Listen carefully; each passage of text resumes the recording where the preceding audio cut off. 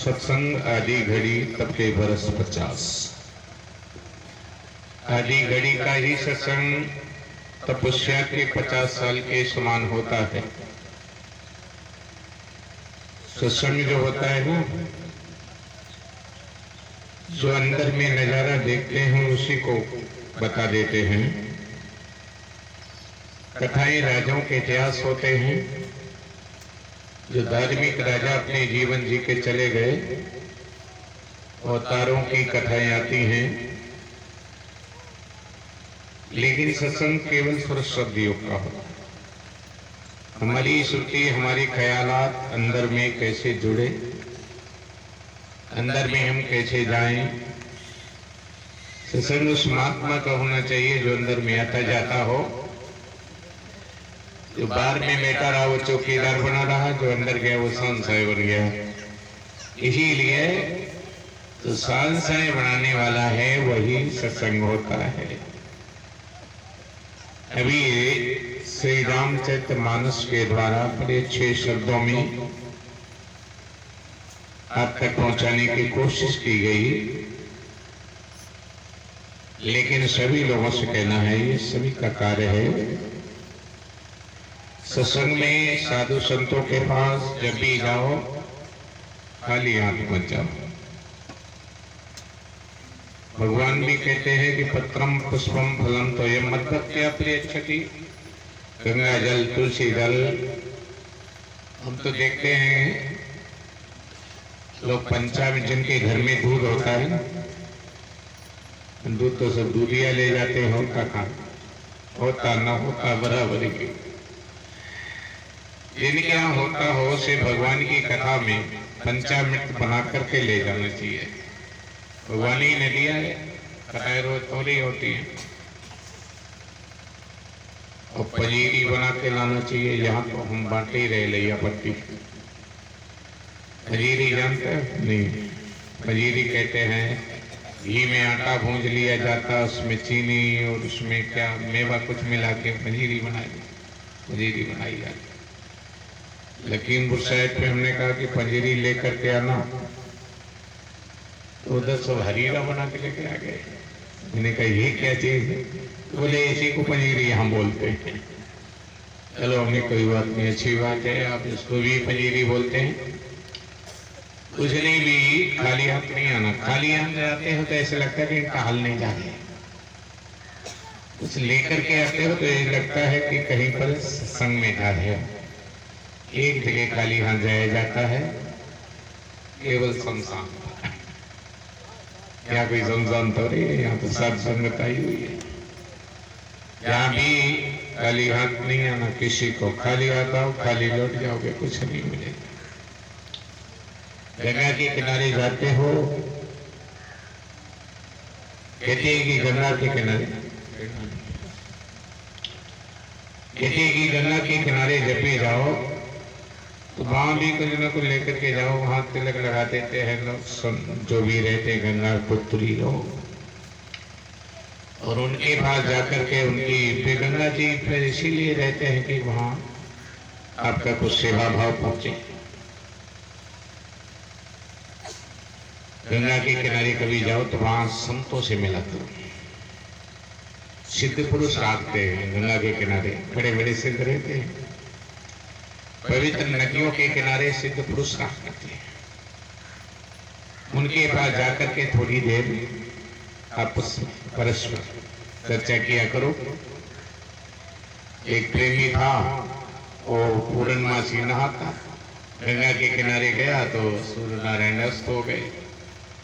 महात्मा जी की कुटिया दिखाई दी, वही चला गया। कहने लगे महाराज जी मुझे रात में रुकना है, सुबह स्नान करके चले जाएंगे। साधु बोला ठीक है रुक जाओ, लेकिन हमारे शर्त है, शर्त ये है कि हम बगैर भोजन किए किसी को रखते नहीं और उसे खिलाते जरूर हैं। एक घर जो बनाए जाते हैं बाउंड्री, अगर इसकी एरिया में कुत्ता भी भूखा है ना, जिम्मेदारी आपकी है। इसलिए आपकी सीमा रेखा होती है, इसके अंदर अगर कोई जानवर भूखा प्यासा है तो उसको देख लीजिए, आपकी जिम्मेदारी है। इतनी जगह का तुम्हें मालिक बनाया गया, उस मालिक ने बना के भेजा। उतनी एरिया में अगर कोई भी भूखा प्यासा रहता है तो आप उसकी देखभाल जरूर रखें।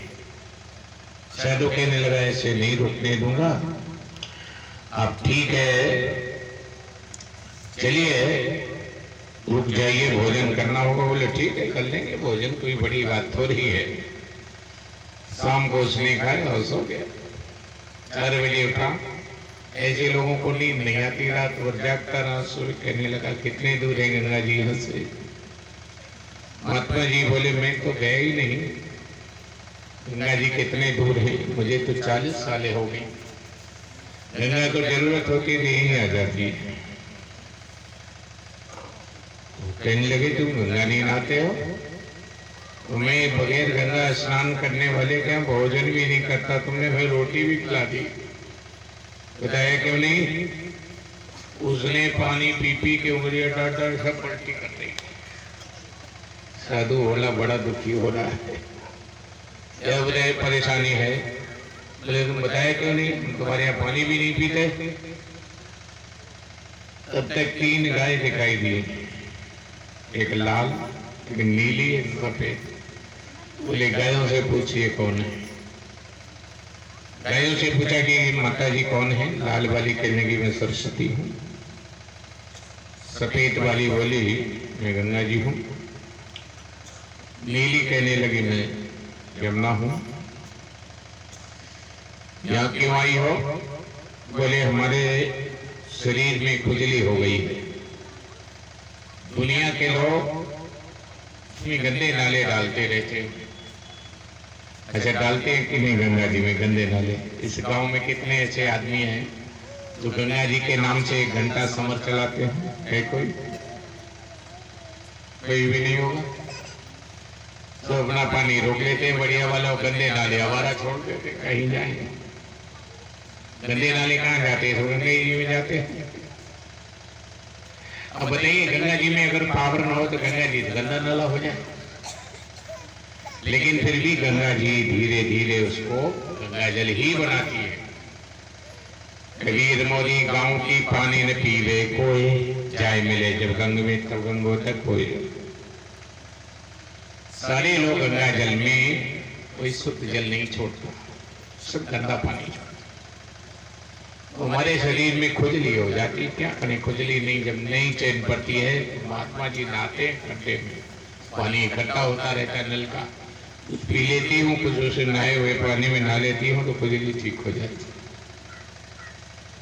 उसके दिमाग में टच हुई कि महात्मा जी के नहाए हुए पानी में गंगा जी नहाने आती। अच्छा गंगा जी सामने भी है गाय के रूप में। सरस्वती ने यही कहा मैं तो महात्मा जी के यहाँ रोटी भी खा ली और हमने पलटी भी कर दी, गलती हो गई लग रहा है। थोड़ी देर में उसने लेट करके दंडवत किया, महाराज जी गलती की क्षमा करना, नहीं जानता था, मुझे आत्म ज्ञान दीजिए। आत्म ज्ञान बिना नर भटके, कोई मथुरा कोई काशी। कहने लगे मुझे आत्म ज्ञान दीजिए, तो तीसरा नेत्र जैसी खोला उसका। ये तीनों गंगा यमुना सरस्वती तीनों धाराएं अंदर से निकली, सब नदियां गंगा भई, पर्वत शालिक राम, सब जंगल तुलसी भया पाया। और उसके लिए सारे पेड़ पौधे तुलसी दल हो गए, सारे पहाड़ शालिक राम बन गए, सभी नदियां गंगा जल हो गई। देखिए ध्यान रखिए, रात के सुबह जब होता है 5-4 के बीच का जो टाइम है ना, अगर इसमें आप स्नान करते हैं तो गंगा जी का तल क्षण के लिए इस मुहूर्त के टाइम पर सब जगह गंगा जी का तल हो जाता है। जहाँ कहीं ना हो आपको गंगा जी का स्नान होता है। कुछ क्षणों के लिए मुहूर्त जब लगता है ना, तो पूरी धरती में गंगा जी, लोग लोटा डालते पानी हर हर गंगे बोलते, कमंडल में आकर के गंगा जी विराजमान हो जाती है। लेकिन ये होता है 5-4 के बीच का स्नान, दिन भर नहीं। नदियों का पानी स्वच्छ कब रहता है? सुबह 4-5 के बीच में ये स्नान होता है। ये ब्रह्म मुहूर्त का स्नान है। गंगा स्नान करने वालों को इसी समय स्नान कर लेना चाहिए। कहीं भी हो गंगा जी वहीं उन्हें अपना फल दे देती है। ये गंगा स्नान करने का टाइम है। आइए इस तरह से उसके लिए सारी धरती पर जितने भी पेड़ पौधे, तुलसी दल, सारे पहाड़, शालिग्राम, सभी नदियां, गंगा जल। आत्मज्ञान के बगैर इंसान भटकता है। आत्मज्ञान बिना नर भटके, कोई मथुरा कोई काशी, पानी में मछली प्यासी, मैं सुन सुन आवे हंसी। पानी में घर मीन का तो क्यों मरे प्यास। बताइए, मछली का पानी में घर होता तो प्यास मरती है। मछलियां जब उलटती है ना, कूदती है पानी में, देखा कभी तालाब में, तो समझ ले प्यास बुझा देगी। जब उल्टेगी तभी उनके गलेत्रों से पानी जाता, सामने पानी घुसते ही। जब तक तुम उल्टोगे नहीं, उलट करके ऊपर की ओर नहीं देखोगे, सारी जिंदगी दौड़ते रहो, प्यासे बने रहोगे। चाहे धरती की नहीं 100 बार परिक्रमा कर लो, मरने वाला कुछ नहीं, खाक छान के लौटोगे। जब तक उलट नहीं आओगे, वाल्मीकि उलट के प्यास बुझ गई, तो तुम नहीं उलटोगे, कुछ नहीं मिलने वाला। इसीलिए गुरु भी कहता उधर माई, उधर ऊपर देखो, उधर माई मंडा जराया, देखे अनेक ब्रह्मांडन खाया। कबीरदास जी भी कहते हैं रोटी को पानी मगरे पे जावे, यानी रोटी नीचे होती ऊपर जा रहा है। जब ये सूरत ऊपर की ओर लौट जाती है तो इसकी ऐसे प्यास बुझ जाती है जैसे पपिया। पपिया जानते हो कि पी चिल्लाता रहता है। इतनी भी झील समंदर भरी हो, पानी नहीं पिया। उस स्वाति नक्षत्र की बूंद ही ढूंढते ढूंढते मर जाता। तो हम सभी जीव है, ये पपी तो है। एक घर बनाए, बेटा बेटी बनाए, परिवार रिश्तेदार बनाए, और प्यासे घूम रहे, कुछ प्यासे नहीं बुझी। प्यास भी बुझेगी जब तुम्हारी सूरत उलट करके सार शब्द पिएगी। सत्संग ही एक सार चीज है। एक बार एक माता थी विधवा, महात्मा जी आया करते थे पूरे संत। तो कहने लगी हमारे घर का उसने एक दिन सबने सेवा ले रखी थी, एक दिन तो हमारे यहाँ भोजन करना, एक दिन तो हमारे यहाँ। तो विधवा माता बोली महाराज जी हमारे पति तो है नहीं, हमें आना जाना इधर कहीं जाती नहीं हूँ, हमारे घर एक दिन भोजन कर लो। साधु कहने लगा ठीक है तू भी ले आना। साधु किसी के घर का भोजन करते हैं तो उसका पाप खाते हैं, भोजन नहीं खाते, उसके पाप को ही समाप्त कर देते हैं। ठीक इसी प्रकार से एक दिन उसकी भी बारी थी। एक पड़ोसी के घर में थी, वो कहने लगी आज मैं संत को भोजन कराऊंगी, हमारे घर का दूध खराब हो गया, फट गया है, तो अपना दे दे। तो उसने पूरा ही दे दिया। सोचने लगी इसके मन में बड़ी श्रद्धा है, बोले एक दिन हमारे घर का भोजन संत करेंगे। बोले हाँ ठीक, बोल दिया। लेकिन जिस दिन उसे भोजन कराना था उसी दिन उसे बुखार आ गया। सोचने लगी अब क्या करें, जा नहीं सकती। अपने बच्चे जगह बेटा लेकर के आओ, बच्चा निकम्मा हो गया। पिता न होने पर बच्चे जिम नहीं रहते हुए, बच्चा मनचला हो गया, जुआ भी खेल लेता, पी भी लेता, तो चोरी भी करता था। सोचने लगी जाएगा तो सुधार होगा। महात्मा जी के पास भेज दिया। महात्मा जी ध्यान में बैठे, संत सदैव ध्यान में रहते, चाहे लेटे हो चाहे बैठे। उनके अंदर से ऐसे झरने चलते रहते जैसे हिमालय की गंगा। मणि कोई पारस आरस नहीं होती, पत्थर नहीं होता, पुरुष ही पारस। पारस परस उदास हो, ये नहीं कामी क्रोधी लोभी लालची लोग उसके पास जाते भी हो जाते। इसी मणि पत्थर का नाम नहीं है, पारस ही पुरुष, पुरुष ही पारस है। थोड़ी देर महात्मा जी से कहा महाराज जी ये भोजन में लाया हूँ, रख लीजिए। वो ध्यान में बैठे थे। रात के 9 बज गए। उसे चोरी करने के लिए किसी राजा के यहाँ जाना था। एक राजा की खजाने की चोरी करनी थी। साथियों ने सूचना दे दी कि राजा के घर में 9-9 लाख के हार टंगे हैं, आज रात में ले आएंगे, बढ़िया गाड़ी लाएंगे, बंगला बनाएंगे और माल पानी खूब होगा, अपनी मौज से जिंदगी जिएंगे। तो उसके दिमाग में तो वो घूम रहा था। तो महात्मा जी ये भोजन नहीं कर रहे। थोड़ी देर बाद 8 बज गए। कहने लगे महाराज ये बर्तन खाली करो, मुझे जाना है काम से। बोले ठीक है। बर्तन खाली कर दिया, बड़ी तेजी से भागा। जल्दी में उसे कांटा लग गया, इस पार से इस पार निकल गया। वो निकालने लगा, निकला नहीं, वो टूट गया। तो कांटे की वजह वो चल नहीं पा रहा। घर पहुंचा, माता की खोपड़ी मिट्टी पर मारा, उसने फेंक दिया। हमारा सत्यानाश हो गया, पैर में कांटा ठुक गया। अब मैं चोरी करने भी जाने से रहा। अगर संत के पास नहीं जाता तो इतना खजाना मिलता, माला माल हो जाता। सारा हमारा खजाना ही सारा बट्टा बैठा दिया हमारा। वो कहने लगी बेटा ठीक है, कल ठीक हो जाएगा। बोले कल तो ठीक हो जाएगा, लेकिन आज मैं मुझे जाना था उस काम से। थोड़ी देर में साथी आ गए। साथी बोले चलो टाइम हो गया। बोले चलेंगे तो, लेकिन हमसे चला नहीं जाता। सेना में और चोरों में एक विशेषता होती। सेना में वही आदमी भर्ती किया जाएगा जो दौड़ेगा, लकड़ा नहीं भर्ती किया जाएगा। और डकैतों में भी भागना पड़ता है। तो उसने दौड़ा के देखा कि कहीं ऐसा नहीं पकड़ जाए, मारे जाओ सब लोग। वो चले ही नहीं पाया। बोले से छोड़ो, दूसरे को ले लो। दूसरे व्यक्ति को जब लेकर के तैयार किया, 4 लोग गए चोरी करने राजा के खजाने को। पहली बाउंड्री पार कर गए, दूसरे में घुस गए। वो अपनी माता जी को कोस रहा, देख आज हमारा बट्टा बैठ गया, इतना माल मिलता, जिंदगी भर बैठे खाते।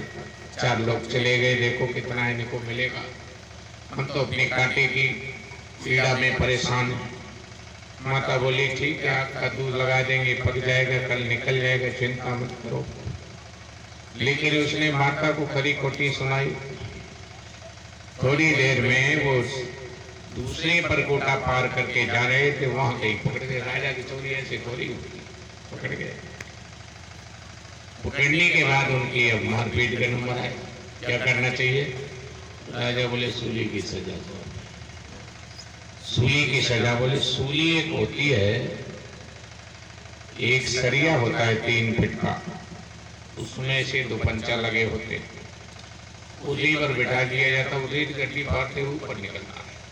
ऊपर एक लकड़ रख दिया जाता, नीचे गड्डी लगी होती, वो घुमाया जाता, पेट में आते भी सब कट जाते, खत्म। सूली की सजा बोल दी गई। कुछ लोग बोले कि सूली की सजा तो बहुत से लोगों को दे दी, इन्हें कोई और कड़ी सजा दो। क्या कड़ी सजा दोगे? बोले कि जाओ इनको ले जाओ और पूरे नगर में तो ढोलकी वाले आगे करो, ढोलक बजावे। ढोलक बजती हुई जा रही, पीछे पीछे वो लोग उनके कपड़े उतार दिए, एक एक डंडा मारे, कहेंगे चलो कहो कि हम राजा के चोर, हम करे तो कोई मत करना। ऐसे पूरे नगर में निकाला गया और वो वहीं पहुंच गए जहां वो बालक रो रहा था, कांटा लग गया। उसने जैसे देखा ये तो हमारे साथी आज फांसी झूलेंगे, सूली पे चढ़ाए जाएंगे, हम भी जाते तो हमारी यही हालत होती। तो उसी समय माता जी कहने लगी देखो तुम्हारी तो सूली कांटा लग के निकल गई, इन्हें माल तो मिला नहीं है, मार मिल रही है, जो मारी जा रहे हैं सूली चढ़ा दिए जाएंगे। उसने कहा आज से मैं सारे मंदे काम छोड़ देंगे, अपनी मेहनत की कमाई करेंगे। देखो आप ये बात ध्यान रखिए, बेईमानी के महल ज्यादा दिन नहीं टिकते। बेईमानी करके आदमी खुशी तो मनाता है, लेकिन वो पीछे से हवा निकल जाती है धीरे से।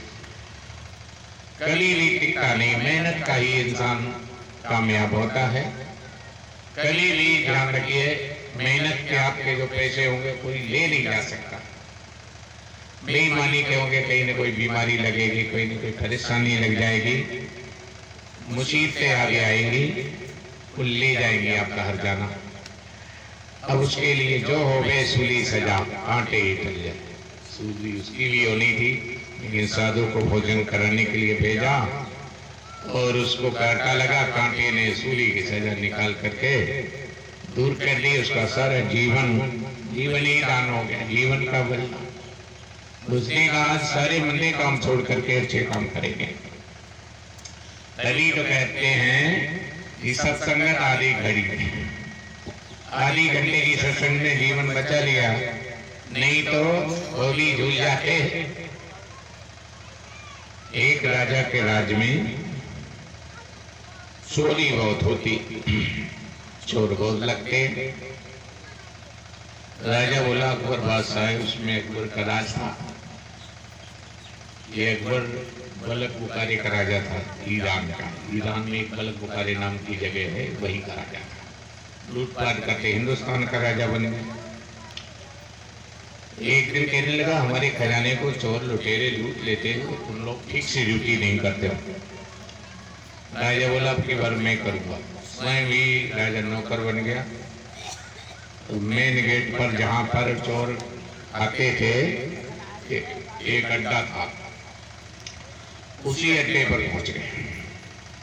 चोर इकट्ठे होते हैं कहीं कहीं एकांत में गांव के। अब ये सरकार में चोर खत्म हो गए, नहीं चोरों के जमा करा लगते थे, हर गांव के आसपास कहीं न कहीं इकट्ठे होते थे।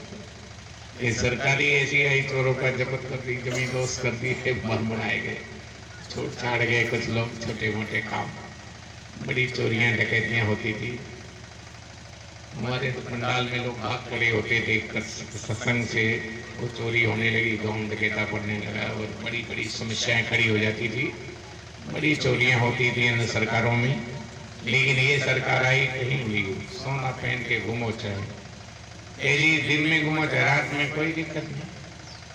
कोई किसी का सामान अब ज्यादा ध्यान नहीं देता है। तुझे काम धीरे धीरे लोगों ने, रामराज इसी को कहते हैं, रामराज वैते त्रिलोका हर्षित भये गए सरसों का। अब ये है कि और परेशानियां हैं, लेकिन वो चोर जो थे इकट्ठे हुए तो अकबर भी पहुंच गया। चोर कहने लगे कहाँ लूटोगे? बोले अकबर की तिजोरी तोड़नी। अकबर वही है, वो चोरों के रूप में। कहने लगे पकड़ गए तो क्या करोगे? एक बोले जब कुत्ता भूखता है तब मैं पहचान लेता हूँ ये बोलता क्या है। गाँव में कुत्ते घुसेंगे जब तो कुत्ते भूखेंगे। कुत्तों की ड्यूटी होती है कि चोर आया जब उन्होंने आवाज लगाई तो जैसे ही एक बोला हम कुत्ते की आवाज में बता देंगे, बोल ठीक। दूसरा बोला कि आदमी सोता है उसके नीचे से हम सामान निकाल लाएंगे। तीसरा बोला माल जहां भी होता हमारी ऐसी दृष्टि है उसी को हम हाथ डालते हैं। चौथा ने कहा, वो जो अकबर था उससे कहा कि भाई तुम क्या करते हो? बोले जब फंस जाते हो तो हम अपनी दाढ़ी हिलाते हैं, दाढ़ी। तो बोले फिर बरी हो जाते कि फांसी की सजा हो, मुक्त हो जाते, छुड़वा देते हैं। लोग बोले अब चिंता की बात नहीं, रात दिन लूटो बांटो, इससे कहीं दाढ़ी हिला, ये तो अपना साथी है, ये दाढ़ी हिला के हमें बचा लेगा। बोले ठीक है अब चलो। और रात में गए तो कुत्ता भूखने लगे। कुत्ता क्या कहते हैं? बोले कि कुत्ता ये कहता है कि तुम्हारे साथ में अकबर भी है। बोले देखो हम 4 लोग हैं, तो बदमाश हैं, ये इसको की भविष्यवाणी ठीक नहीं। पहले रात सोते रहे हो, घुस गए, जाके जोड़ी थी, माल निकल आए, आए बंटवारा करके चले गए। और सुबह अकबर पूछा कि आज भी डकैती पड़ी? बोले आज सबसे ज्यादा लूटा। अकबर बोले जाओ, एक फलाने मोहल्ले का आदमी है, फलाने मोहल्ले का, 3 को बढ़वा लिया। तुमने रात में लूटा है? बोले लूटा तो है। कितने लोग? तो बोले 4। पकड़े कितने के? बोले 3। 4 लोग थे, 3 पकड़े गए, कहाँ है? क्या चाहते हो? किसी मिलना चाहते हो? चलो फांसी चढ़ो। अब कहने लगे तुम्ही ने तो कहा था कि दाढ़ी हिला दो, तो हम फांसी चढ़ने चले, हिलाओ दाढ़ी। अकबर बोला जाओ। जो हमारे साथी हैं, मैं भी इन्हीं के साथ में था। आज से ये मंदे काम छोड़ देना, आप लोग भी ध्यान रखिए। आपके साथ में भी ईश्वर रूपी अकबर बादशाह अंदर ही बैठा है। तो तुम गलतियां करते हो, सोचते हो देखता नहीं, उस सभी को अंदर ही से देख रहा है। इसी तरह से उन्होंने अपनी सारी गलतियां छोड़ दी। आप लोग भी ध्यान रखिए, ईश्वर अंदर ही बैठा है आपके अंदर भी। फिर भी कोई दारू पी लेता है, अंदर से आत्मा नहीं स्वीकार करती है, तो दरिया ही चलेगा। खा लेता है, कोई जुआ खेल लेता है, चोरी कर लेता है, और मैं देखता नहीं, वो हिसाब करता अंदर ही बैठा है। इसीलिए वो ऐसा मत करना भाई, मेहनत की कमाई करो, वही आपको कामयाब होगी। आइए सब लोग आगे की चर्चा शाम को श्रवण करेंगे। माताओं बच्चों से कहना है शाम को दीप यज्ञ होगा, और दीप यज्ञ के साथ साथ सभी लोग अपने घरों से दीपक जला करके, दीपकों को लेकर के, और यहाँ उत्साह पूर्वक कुछ नहीं कर सकते हो तो देवताओं को कम से कम दीप के द्वारा सम्मानित तो कर ही सकते हो, इतना तो कर ही सकते हो भाई। ये तो खेत में जो बोया जाता है उसी के अनुरूप फसल आती है। आइए उत्साह पूर्वक हम जो भी, ये तो दिए घंटे 2 घंटे जल के बुझ जाएंगे, लेकिन आपके अंदर की जो जोत बुझी पड़ी है, उस जोत के प्रकाशन करने के लिए भी सत्संग से आपको फायदा होगा। अंदर में आपकी आत्मा मजबूत होगी। साथ संगत में आने का शाम को भी समय से उपस्थित हो। बड़े अच्छे विद्वान हैं यहाँ बोलने वाले, एक एक बात आपको चुन चुन के बताएंगे। कथाएं तुमने बहुत सुनी होगी, यहाँ सत्संग भी है, कथाएं भी हैं, गायक भी हैं, तीनों धाराएं एक साथ हैं। चलो अच्छा, अब खड़े हो जाइए आरती के लिए। आरती बोलिए आनंद